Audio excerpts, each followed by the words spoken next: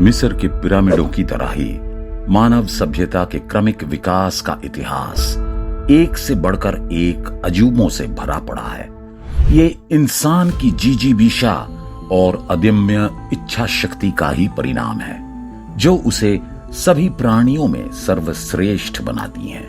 इतिहास में हर कदम पर ऐसे अनेकों उदाहरण हैं, कुछ नकारात्मक लेकिन बहुत सारे सकारात्मक।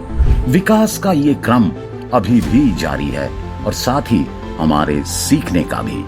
नकारात्मक उदाहरणों ने दिखाया कि कैसे इंसानों ने लालच में आकर एक दूसरे से लड़ाइयां लड़ी, कत्लेआम किया, धर्म के नाम पर खून खराबा किया, विकास के नाम पर विनाश किया, प्राकृतिक संसाधनों का अंधाधुंध दोहन किया और धरती के कई हिस्सों को नरक बना डाला। लेकिन इंसान की इन्हीं महत्वाकांक्षाओं ने उसे तरक्की की नई बुलंदियों पर भी पहुंचाया।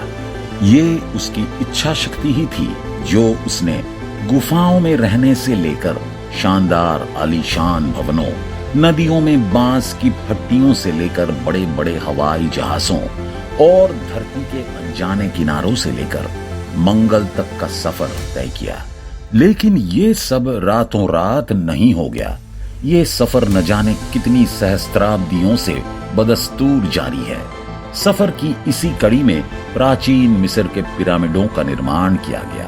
पिरामिड जो हजारों सालों से मिस्र के रेतीले वीरानों में डटकर खड़े हैं। पता नहीं कितने भूकंप आए, नील नदी में कितनी बाढ़ें आईं, सहारा के रेगिस्तान में रेत के कितने तूफान आए, संकी राजाओं की कितनी आंधियां आईं, लेकिन पिरामिड अपनी जगह से टस से मस नहीं हुए। उसके सालों बाद बने बेबीलोन के बगीचे खत्म हो गए, ओलंपिया के ज्यूस की प्रतिमा नहीं रही, आर्टेमिस का मंदिर नहीं बचा, अलेक्जेंड्रिया का प्रकाश स्तंभ भी टूट गया। लेकिन पिरामिड आज भी उसी भव्यता के साथ मिस्र के प्राचीन इतिहास की गौरव गाथा के प्रतीक बने हुए हैं। लेकिन पिरामिड के बनने की शुरुआत कैसे हुई? वास्तव में पिरामिड की निर्माण गाथा प्राचीन मिस्र के एक साधारण किंतु अटल विश्वास से शुरू हुई। प्राचीन मिस्र में लोग मानते थे कि मृत्यु के बाद भी जीवन होता है। मृत शरीर तो यहीं रह जाता है, लेकिन आत्मा अमर रहती है। इस आत्मा को उन्होंने का, बा और अख जैसे कई और मार्गों में बांटा है। आत्मा को मृत्यु के बाद भी शरीर की जरूरत पड़ती है, इसलिए इसको सुरक्षित रखना जरूरी है।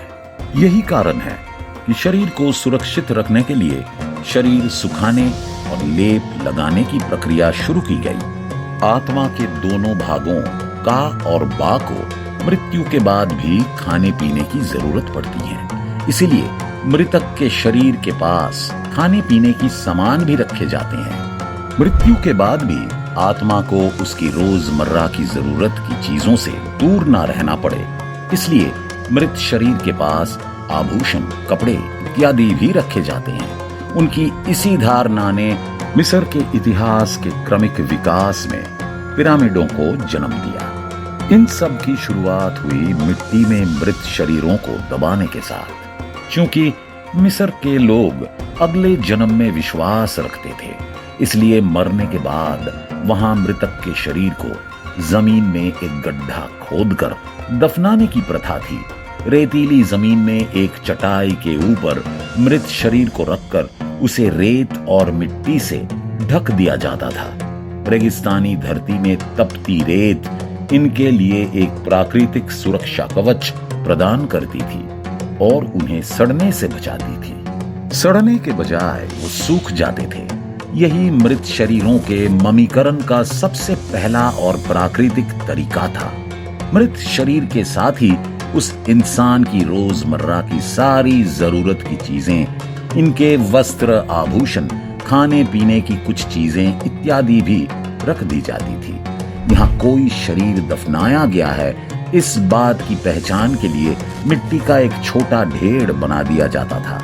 मिट्टी के वो छोटे ढेर ही आगे चलकर पिरामिड में तब्दील हो गए। मिट्टी के ढेर के साथ दिक्कत ये थी कि जानवर गड्ढे खोदकर मृत शरीरों को नोच खसोट देते थे। इससे बचने के लिए समय के साथ मिट्टी के ढेर थोड़े बड़े होते गए, लेकिन इसी के साथ एक और समस्या शुरू हो गई। क्योंकि जमीन के अंदर रोजमर्रा की जरूरत के साथ आभूषण भी गाड़े जाते थे, तो ऐसे गड्ढों से आभूषण निकालना चोरों का पसंदीदा काम बन गया। उपद्रवों और आभूषण चुराने के चक्कर में तोड़ फोड़ कर देते थे। दोस्तों, प्राचीन मिस्र के अंदर पिरामिड बनाने वाले और पिरामिड के चोरों के बीच में एक जोरदार संघर्ष का नजारा देखा जा सकता है। ये पिरामिड के चोर या फिर टुम्ब रेडर बहुत ही ज्यादा शातिर और चालाक किस्म के होते थे। ये चोर बहुत ही चालाकी के साथ इन पिरामिडों के अंदर घुसकर वहां पर लूटपाट चलाते थे। वैसे तो ये चोर मूल रूप से एक पिरामिड के अंदर कैद हुए खजानों को चुराने की कोशिश करते थे, लेकिन दोस्तों इसके साथ साथ हम आपको ये भी बताना चाहेंगे कि ये पिरामिड के चोर कभी कभार एक पिरामिड के अंदर से असली मम्मी को निकलकर वहां पर दूसरी मम्मी भी रख देते थे। ये बात तो हम आपको बहुत पहले ही बता चुके हैं कि प्राचीन मिस्र के सिर्फ उच्च वर्ग के लोग ही अपने लिए पिरामिड बना सकते थे, और सिर्फ इसी वजह से ही ये पिरामिड के चोर एक पिरामिड के अंदर से पहले वाले असली मम्मी को निकाल कर वहां पर अपने किसी सगे की मम्मी को रख देने की कोशिश किया करते थे। और अब हम आपको इस बात का एक सबूत भी देने जा रहे हैं। दोस्तों, यहाँ पर अब आप लोग ये देख सकते हैं कि इस पिरामिड के नीचे करीब 27 मीटर लंबी एक शाफ्ट दफनगाह तक पहुंचती है, और यहाँ पर ही फराव के मम्मी को ग्रेनाइट से बनी हुई एक सार्कोफेगस के अंदर रखा गया था। यहाँ पर जमीन के नीचे करीब 6 किलोमीटर लंबी कुछ सुरंगें भी मौजूद हैं, और इन सुरंगों के अंदर ही फराव के कीमती सामान रखा गया था। असलियत में ये सुरंगें कीमती चीजों से भरी हुई थी, और इसके साथ साथ ये सुरंगें फराव के मम्मी को हिफाजत भी करती थी। ये सुरंगें एक तरह से एक भूल भुलैया का काम किया करते थे, और जब कोई लुटेरा इन कीमती चीजों को लूटने के लिए इस दफनगाह तक पहुंचने की कोशिश करता था, तो तब वो लुटेरा इस भूल भुलैया के अंदर गुम हो जाता था। लेकिन दोस्तों, अंततः कुछ लुटेरों ने इस दफनगाह तक पहुंचने का रास्ता ढूंढ ही लिया था, और इस वजह से ही आज ये पिरामिड बिल्कुल खाली है। इनसे बचने के लिए कालांतर में मिट्टी की ईंटों और लकड़ी का प्रयोग करके आयताकार शक्ल का एक ठोस निर्माण किया जाने लगा, एक स्कूल बेंच जैसा, जिन्हें मस्तबा का नाम दिया गया। अबाइडोस और सक्कारा में ऐसे निर्माण देखने को मिलते हैं। कुछ इतिहासकार मानते हैं कि मिस्र में मस्तबा का ये विचार मेसोपोटामिया से आया।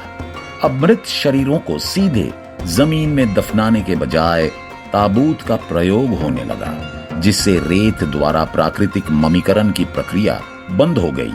इस समस्या को सुलझाने के लिए उन्हें अलग तरीके से सुखाकर उन पर एक विशेष लेप लगाने का प्रचलन शुरू हुआ। यही लेप युक्त मृत शरीर आगे चलकर प्राचीन मिस्र की ममी के रूप में प्रसिद्ध हुए। लेकिन ममी की सुविधा सबको नहीं प्राप्त थी। मिस्र के समाज में सामाजिक वर्गीकरण बहुत ज्यादा था। समाज उच्च और निम्न वर्ग में बटा हुआ था। उच्च वर्ग में राज परिवार के सदस्यों के अलावा प्रशासनिक अधिकारी और धनाढ्य लोग यानी नोबल्स शामिल थे। ममीकरण की सुविधा केवल इन्हीं लोगों को उपलब्ध थी। वैसे भी ये प्रक्रिया करीब 70 दिनों तक चलती थी, और निम्न वर्ग के किसान और मजदूर इस प्रक्रिया का बोझ उठाने में सक्षम नहीं थे। इसलिए सामान्यतः केवल राज परिवार के सदस्यों और उच्च अधिकारियों के शवों का ही ममीकरण होता था, और इन्हीं के लिए मस्तबा का निर्माण किया जाता था। इनके अलावा कुछ पशु पक्षियों के शवों का भी ममीकरण होता था, जो कि समाज में किसी देवता के प्रतीक के रूप में पूज्य होते थे। मस्तबा के निर्माण के दौरान जमीन के अंदर गड्ढे खोदकर लकड़ी के खांचे से कई भाग बनाए जाते थे। लकड़ी के कुछ भागों का उद्देश्य आभूषण चोरों को चकमा देना भी था।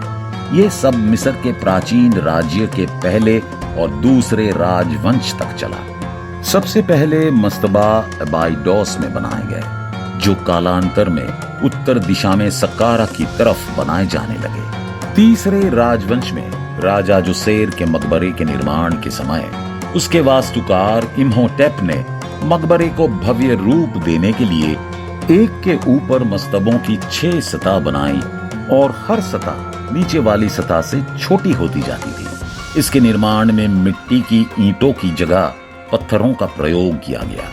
साधारण सी दिखने वाली पत्थरों की वह इमारत वास्तव में मानव इतिहास में भवन निर्माण की कला के विकास का एक महत्वपूर्ण अध्याय थी। सक्कारा में खड़ी स्टेप पिरामिड के नाम से प्रसिद्ध ये इमारत पत्थरों से बनी दुनिया की पहली इमारत समझी जाती है। स्टेप पिरामिड के बनने के बाद ही मिस्र के राजाओं यानी फराओं में भव्य मकबरों के निर्माण की एक होड़ शुरू हुई, जिसकी परिणति कालांतर में गिजा के महान पिरामिडों के निर्माण के रूप में हुई।